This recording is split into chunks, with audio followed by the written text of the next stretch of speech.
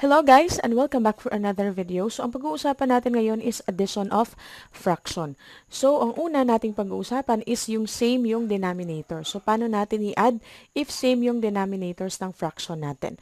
So ito po yung ating parang formula. A over B plus C over B is equal to A plus C over B. So bali po, kung same po yung denominators natin, ayan gaya nito BB or 2, 2, ang gagawin lang po natin is simply add po kung ano po yung nasa numerator.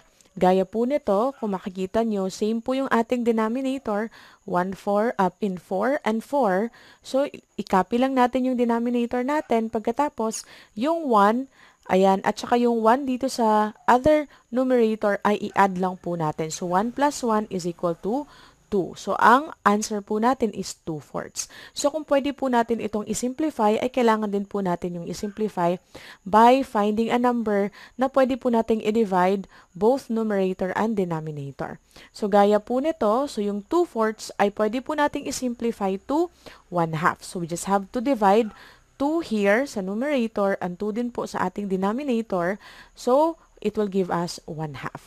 What if po different po yung denominators?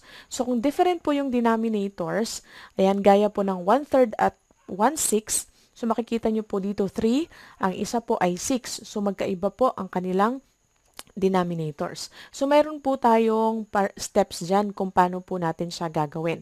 Kailangan po, ayan, first, you check the denominators of the fraction. Of course, pagka-check nyo, magkaiba yung kanyang denominators.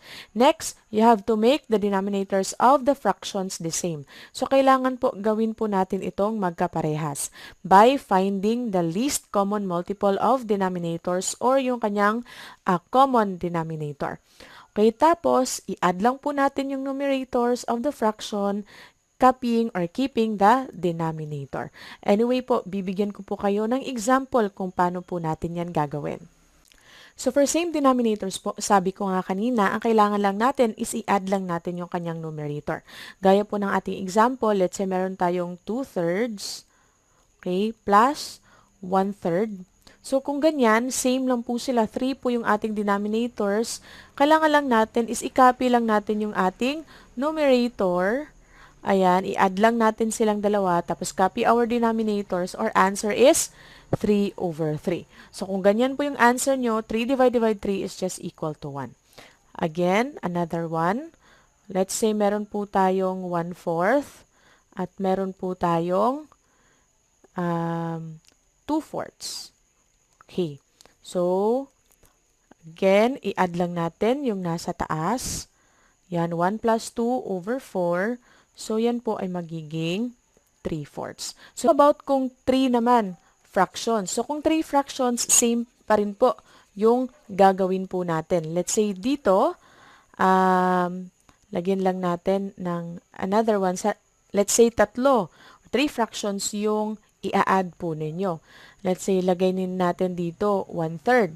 So, bali 3 na po yung i-add po ninyo. Ganun pa rin po. Okay? So, i-add pa rin po natin yan kung ano yung nasa numerator. Tapos, copy po the denominator. So, that is now 4/3. So, ganun lang po ang gagawin. So, makikita nyo, no, napakadali lang po i-add ng fractions with same denominators. How about different po yung kanyang denominators? So, pag-uusapan po natin yan sa next video.